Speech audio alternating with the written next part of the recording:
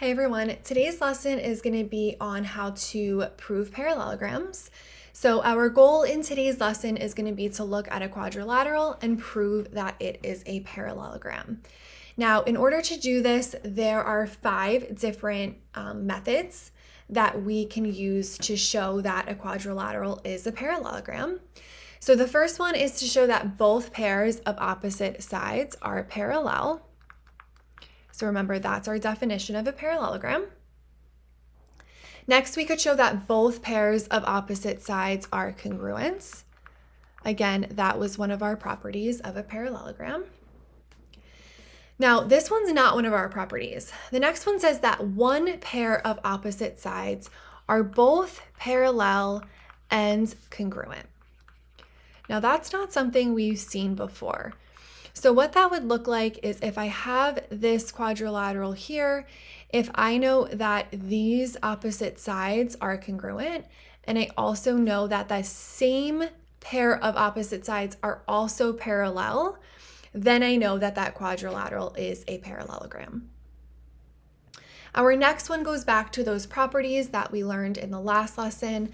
Both pairs of opposite angles are congruent. And then finally, the diagonals bisect each other.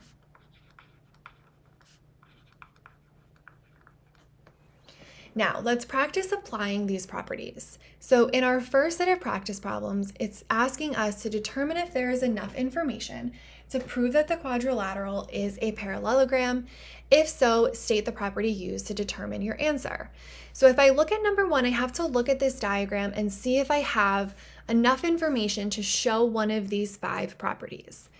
If I look, I have my first pair of opposite sides are marked off as being congruent, and then the top pair are both 14, which means they have to be congruent as well. So in this case, yes, we have enough information because both pairs of opposite sides are congruent. So we can say both pairs of opposite sides are congruent.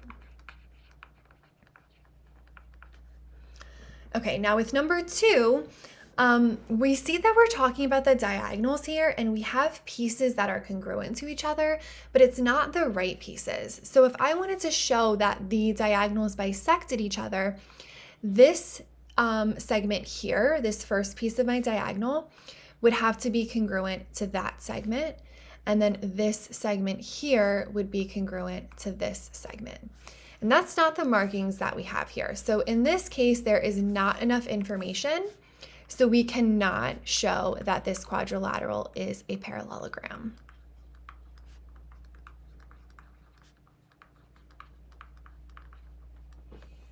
Our next example is talking about the angles of a quadrilateral.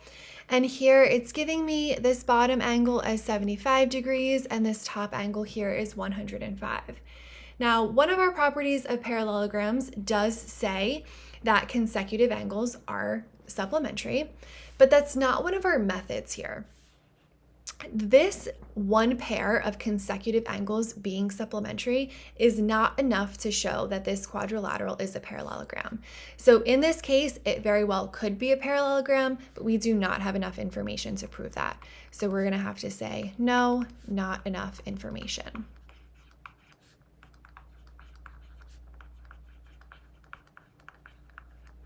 And then finally, number 4 is actually that example that I showed up here. We have one pair of opposite sides that are parallel. All right, we have those little triangles that depict that, and then the tick marks to show they are congruent. So in this case, yes, it is enough information because we have one pair of opposite sides, parallel and congruent.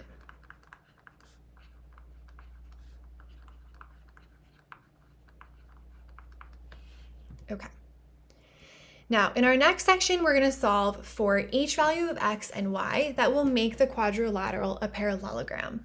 So even though these look very similar to the problems that we did in the last lesson where we were using parallelogram properties, here we're not told it's a parallelogram, we're told it's a quadrilateral, and we want to set these equations equal to each other or whatever we have to do here to show that those properties are true and that this quadrilateral is a parallelogram.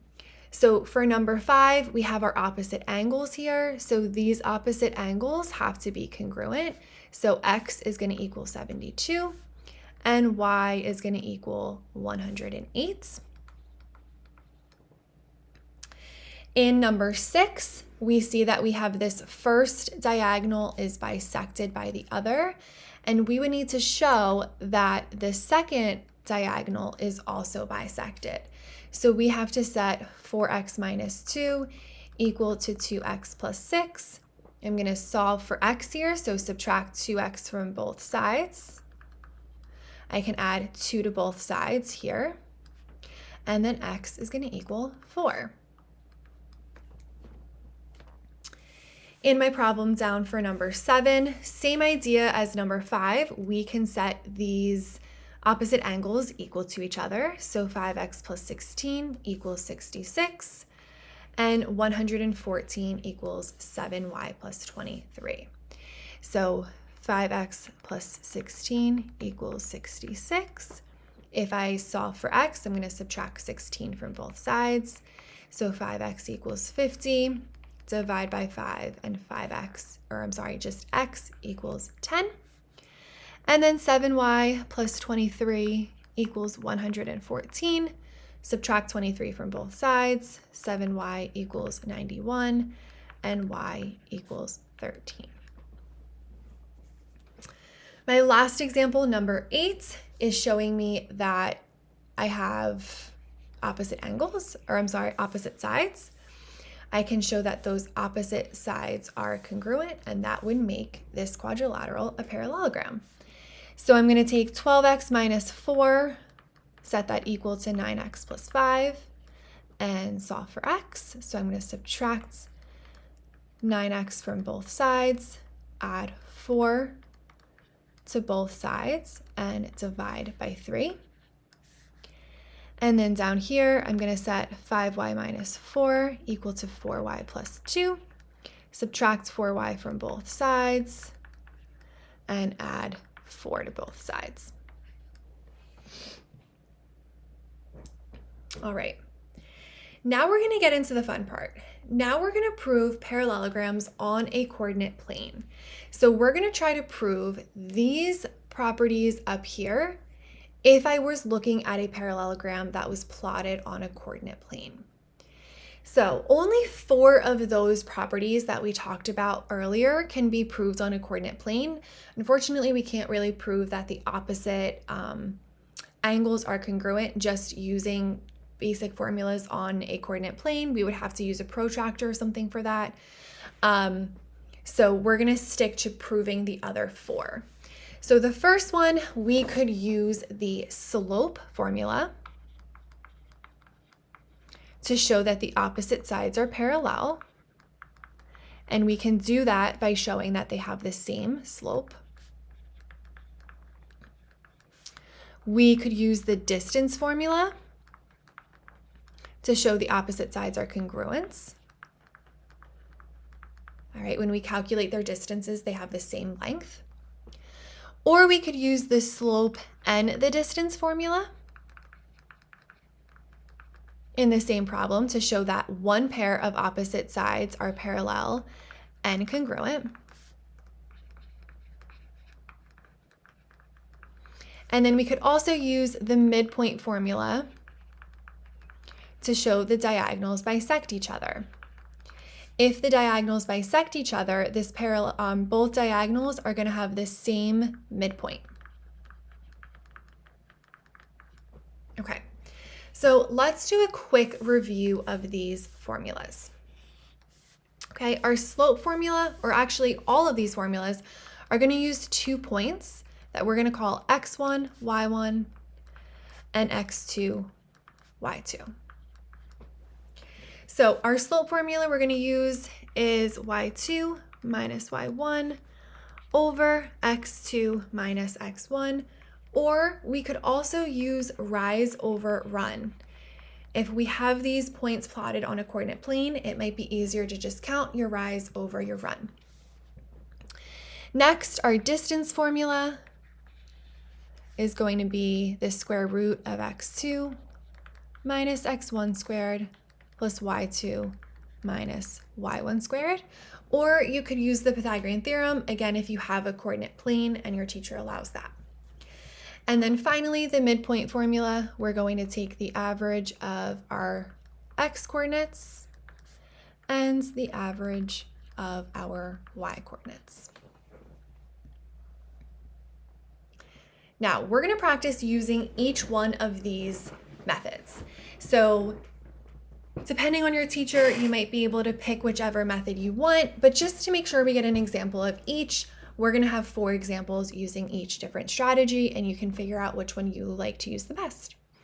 So for number 9, it's asking us to use the slope formula to determine if this quadrilateral is a parallelogram. To save some time, I already plotted each of those parallelograms on the coordinate plane. So in this case, I want to show that both pairs of opposite sides are parallel. So I'm going to find the slope of segment AB and its opposite side CD. And because I have this plot on a coordinate plane, I'm just going to plot my not plot my points. I'm going to use rise over run. So I'm going to count from A to B. I'm going up 6 over 2, which reduces to 3. And then for segment CD, I am also going up 6 over 2,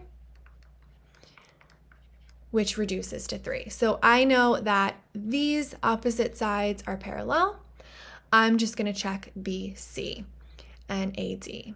So the slope of BC, I'm going to go down 2 to the right 8. So that's negative 1 over 4. And then the slope of AD is also down 2 over 8, which is negative 1 over 4. So because both pairs of opposite sides are parallel, we do know that this quadrilateral is a parallelogram.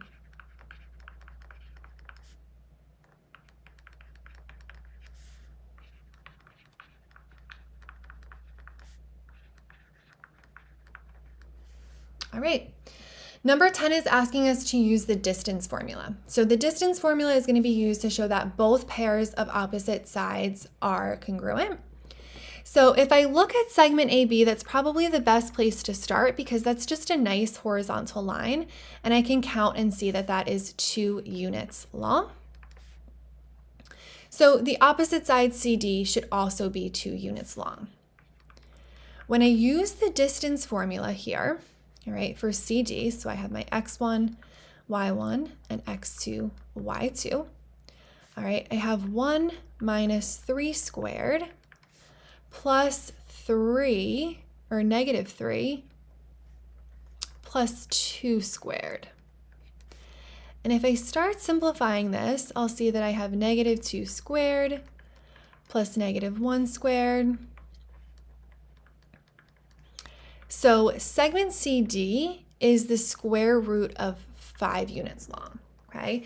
That is not congruent to segment AB, so I don't even have to test segment AD and BC. I can say both pairs of opposite sides are not congruent.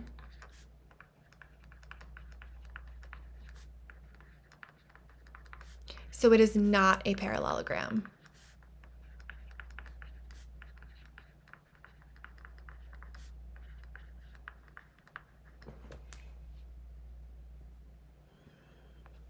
Okay, the next one is number 11. Number 11 is asking us to use the slope and distance formula. So here I only have to use one side, or one pair of opposite sides. And because BC and AD are horizontal lines, that's going to be the easiest for me to check. So I'm going to check to see if they have the same slope and if they have the same distance to show that they are both parallel and congruent. So I'm going to start with slope. All right, so the slope of both of these lines is 0 because they're both horizontal lines. So right away I can see that these opposite sides are parallel. Next, I'm going to check to see if they are congruent. So BC is 1, 2, 3, 4, 5, 6 units long. NAD is 1, 2, 3, 4, 5, 6, 7 units long. So again, I cannot prove this one is a parallelogram. All right, so this one is not a parallelogram because one pair of opposite sides are not parallel and congruent.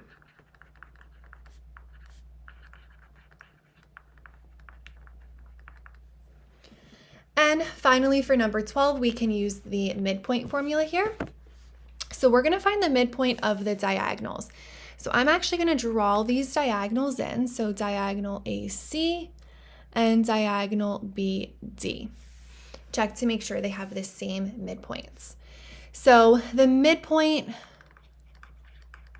of diagonal AC, I'm going to take the x coordinates, so -2 plus 6 and divide that by 2, and then the y coordinates, 5 plus 6 divided by 2, and the midpoint of segment AC is going to be 2, 5.5.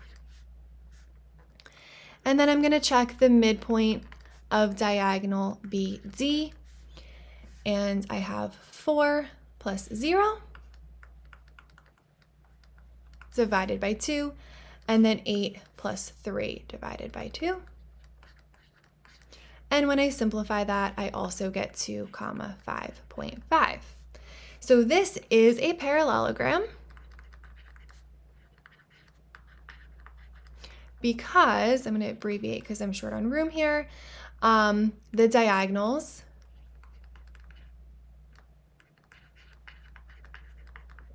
bisect each other. And we know that because they have the same midpoints. All right, that's it for today's lesson on proving parallelograms. If you have any questions, you can put them in the comments below. Have a good day.